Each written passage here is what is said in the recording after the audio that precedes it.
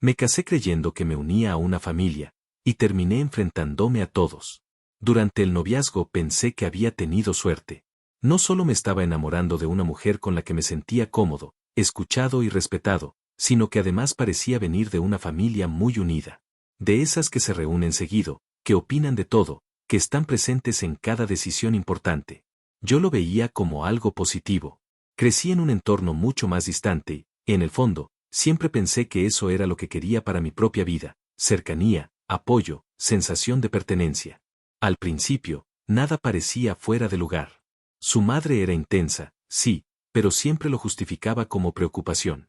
Sus hermanos opinaban, pero desde un lugar que yo interpretaba como protección. Sin embargo, visto desde otra perspectiva, todo comenzó con aquella primera vez que su madre corrigió algo que yo había dicho. Lo hizo sonriendo. No fue un comentario duro ni una crítica directa. Fue una frase pequeña, casi amable.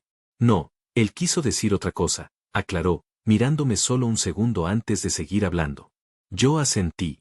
No valía la pena marcarlo. Era una comida familiar, estábamos conociéndonos, y nadie parecía incómodo excepto yo. Ella me apretó la mano debajo de la mesa, como pidiéndome paciencia. Lo interpreté como apoyo. La segunda vez ocurrió semanas después. Estábamos hablando de mudarnos juntos y uno de sus hermanos opinó sobre el barrio que yo había sugerido. No sé si es buena idea, dijo. A ella nunca le gustó esa zona. Yo iba a responder, pero ella se adelantó. Es verdad, dijo. Prefiero algo más tranquilo. No lo habíamos hablado antes. Pero sonreí igual.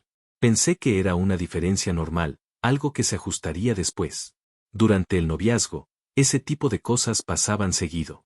Opiniones que no pedía. Decisiones que se cerraban sin mí. Comentarios que no eran ofensivos, pero que siempre parecían colocarme un paso atrás.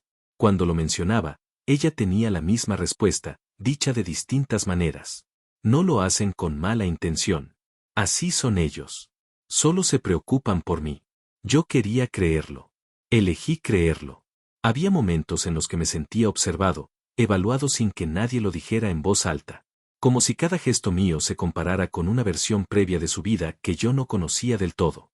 En reuniones familiares aparecían historias del pasado, anécdotas donde yo no existía, decisiones que siempre se habían tomado así. Yo escuchaba. Me adaptaba. Me decía que el amor también era eso, aprender a convivir con lo que el otro trae.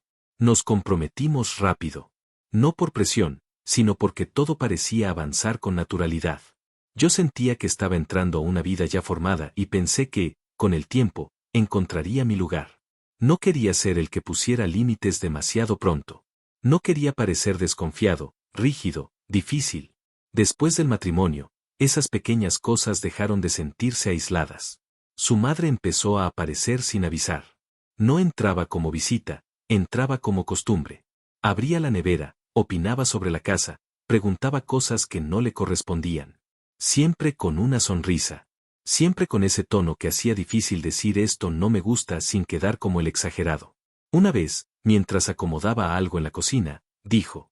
A ella le gustaba más cuando las cosas estaban como antes. No dijo antes de qué. No hizo falta. Yo miré a mi esposa esperando alguna reacción. Ella me miró a mí y dijo. No te lo tomes personal. Empecé a notar que muchas conversaciones no se terminaban entre nosotros dos.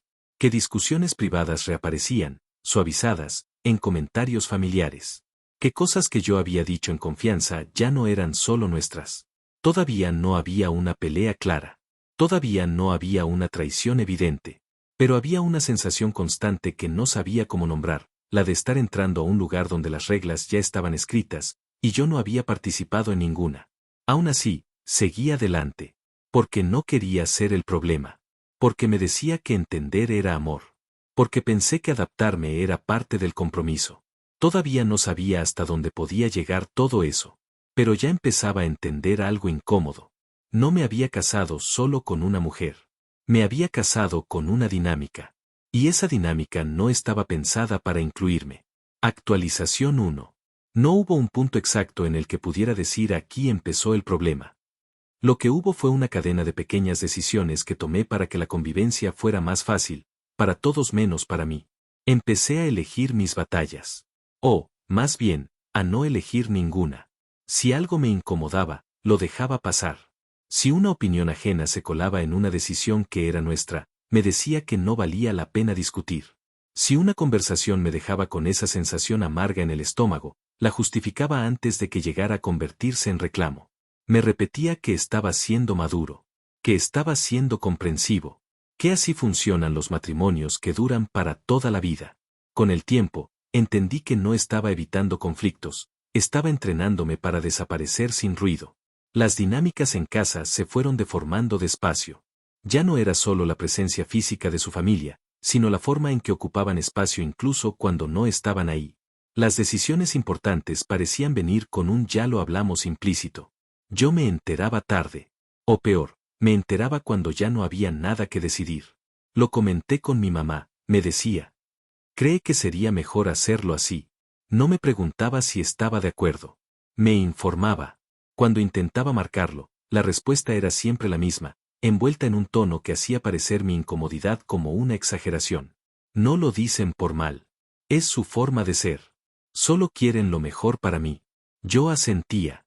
No porque estuviera de acuerdo, sino porque no sabía cómo discutir algo que venía presentado como preocupación. Empecé a notar que ya no hablaba con libertad. Medía palabras. Ajustaba silencios. Evitaba ciertos temas para no generar tensión.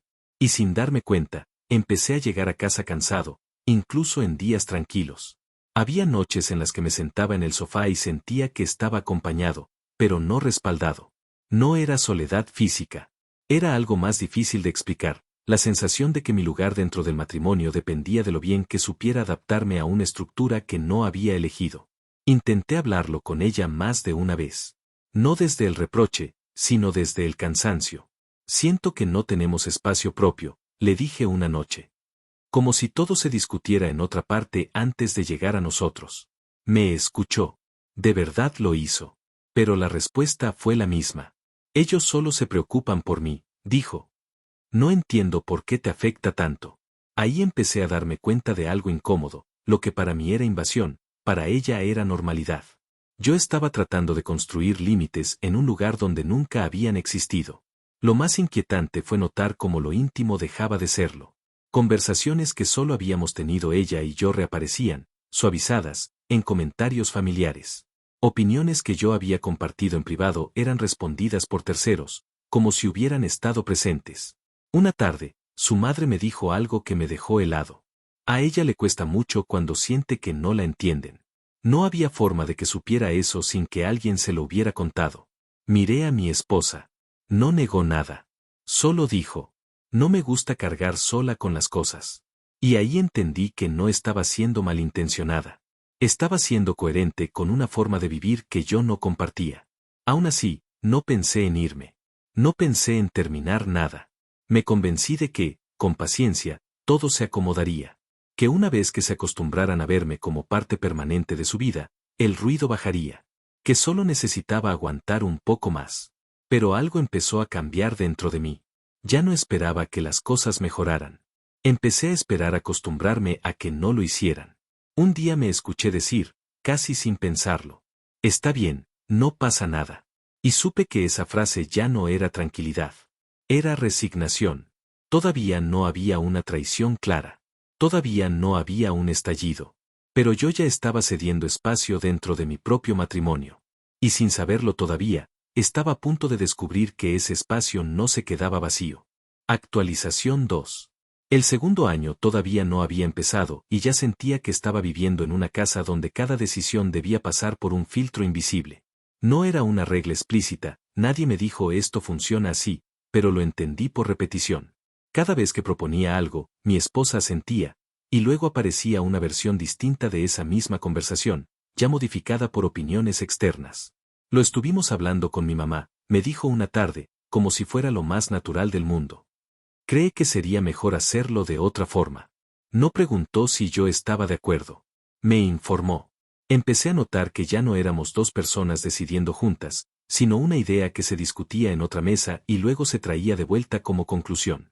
Cuando intentaba señalarlo, ella se ponía a la defensiva. No exageres, decía. Solo estoy escuchando otros puntos de vista. ¿Y el mío? Pregunté una vez. El tuyo ya lo conozco. Esa frase me dolió más de lo que quise admitir. La presencia de su madre ya no era solo física. Estaba en las decisiones, en las conversaciones, incluso en los silencios. Si algo no salía bien entre nosotros, no lo hablábamos demasiado. Al día siguiente, su madre sabía que habíamos tenido un problema. No con detalles exactos, pero con suficientes pistas como para opinar. Tienes que ser más comprensivo con ella, me dijo una vez, mirándome fijo. No todos los hombres saben manejar a una mujer sensible. No respondí. Miré a mi esposa esperando alguna reacción. Ella bajó la mirada y dijo: mi mamá solo se preocupa. No lo tomes personal. Empecé a sentirme evaluado constantemente, como si estuviera a prueba, como si cada error, cada discusión, cada gesto fuera anotado en un registro al que yo no tenía acceso. Y lo peor era que no sabía cómo defenderme sin quedar como el problemático. Fue en ese contexto que apareció algo que terminó de descolocarme. Una noche, mientras usaba su teléfono para buscar una foto que habíamos tomado días antes, vi un nombre que reconocí de inmediato. No fue curiosidad. Fue una reacción automática. Un mensaje reciente. Nada explícito. Nada comprometedor a primera vista. Solo una conversación que claramente no había empezado ese día. ¿Desde cuándo hablas con él?, pregunté, intentando mantener la voz estable. Mi esposa suspiró, como si yo acabara de decir algo innecesario. Hace tiempo, respondió. No es lo que estás pensando. No levanté la voz. No hice un escándalo. Le pedí que me explicara. Él solo quería saber cómo estaba, dijo. Hemos hablado algunas veces. Nada más. Ese nada más se me quedó atravesado. ¿Por qué no me lo contaste?, pregunté. Porque sabía que ibas a reaccionar así, respondió. Siempre exageras. No supe qué decir. No porque no tuviera argumentos, sino porque entendí que, para ella, el problema no era la conversación, sino mi incomodidad. Me dijo que su familia siempre había confiado en él, que era una buena persona, que no había ningún tipo de intención rara. Que yo estaba mezclando celos con inseguridad.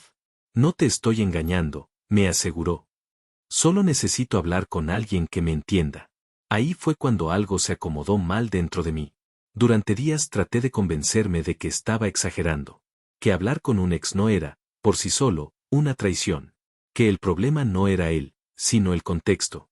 Pero cada vez que intentaba recuperar un poco de terreno, cada vez que quería volver a sentir que éramos un equipo, aparecía la misma sensación. Yo ya no era el principal espacio de confianza. Lo confirmé de la peor manera. En una comida familiar, uno de sus hermanos hizo un comentario que no podía haber salido de la nada. Bueno, al menos ahora tienes con quién hablar cuando te sientes incomprendida. No dijo el nombre. No hacía falta. Sentí un nudo en el estómago. Miré a mi esposa. No negó nada. Solo me miró y dijo, en voz baja: no empieces. Ese fue el momento exacto en el que entendí que algo esencial se había roto. No era solo la conversación con el ex. Era la validación que había encontrado fuera. Era la comodidad con la que su familia lo aceptaba. Era el lugar que yo estaba perdiendo sin que nadie pareciera notarlo. Esa noche dormimos en la misma cama, pero no juntos. Ella se quedó mirando el teléfono. Yo miré el techo. No hubo discusión. No hubo reconciliación. Solo una distancia que ya no se podía ignorar. Por primera vez, pensé seriamente en irme. No como amenaza. No como estrategia, como una posibilidad real. Y aunque todavía no lo sabía, esa idea ya había empezado a tomar forma. Actualización 3. No tomé la decisión de irme de un día para otro. Fue algo que se fue formando en silencio, como se forman las certezas que ya no necesitan ser discutidas. Durante semanas intenté recomponer algo que ya no existía. Propuse límites, pedí espacio, intenté volver a sentir que éramos un equipo. Cada intento terminaba en la misma respuesta. No es para tanto. Estás exagerando. Ellos solo se preocupan por mí. Empecé a notar que ya no hablábamos de nosotros. Hablábamos de ellos y yo. Yo siempre quedaba fuera de la ecuación principal. La gota final no fue una discusión. Fue una escena pequeña, casi insignificante para cualquiera que no estuviera viviendo dentro de esa dinámica. Estábamos en casa cuando su madre apareció sin avisar. Entró, se sentó y empezó a hablar como si yo no estuviera ahí. Comentó que ella estaba preocupada por su hija, que la veía apagada, que no entendía cómo había llegado a ese punto.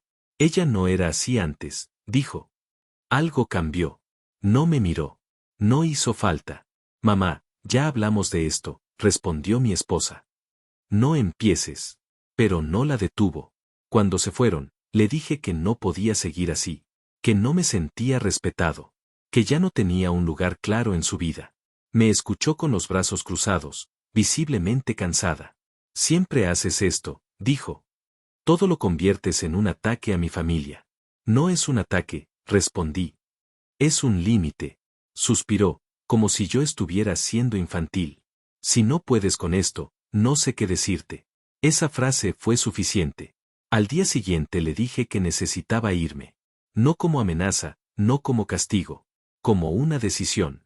Le dije que recogerían mis cosas, que necesitábamos espacio, que ya no podía seguir en un lugar donde me sentía constantemente cuestionado. No lloró. No gritó. Me dijo que estaba siendo impulsivo, que estaba tirando todo por la borda por tonterías. Que su familia solo quería protegerla. Fui a casa de sus padres a buscar algunas cosas que había dejado allí. No quería hacerlo solo, pero tampoco quería pedir ayuda. Pensé que sería rápido. No lo fue.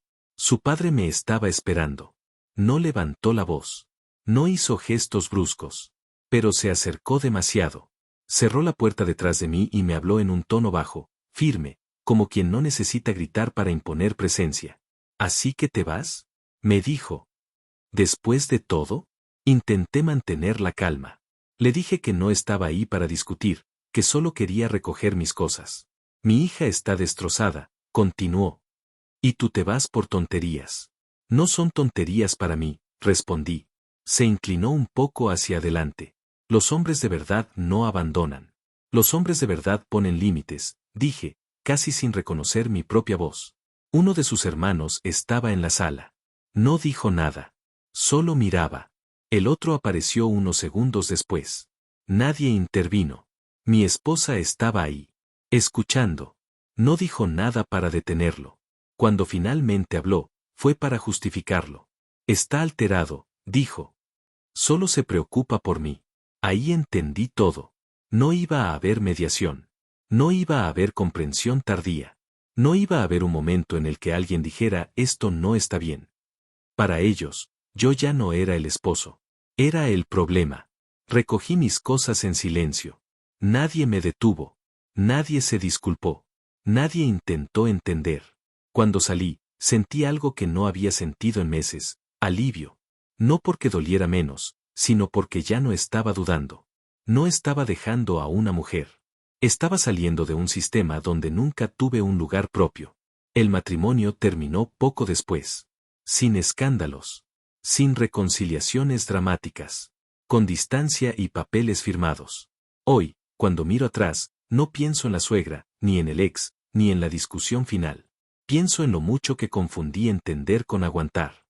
En cómo creí que el amor consistía en adaptarse hasta desaparecer. Aprendí algo que no se olvida. Cuando para estar en una relación tienes que dejar de ser tú, no estás construyendo una familia. Estás sobreviviendo dentro de otra. Y de ahí, nadie sale intacto.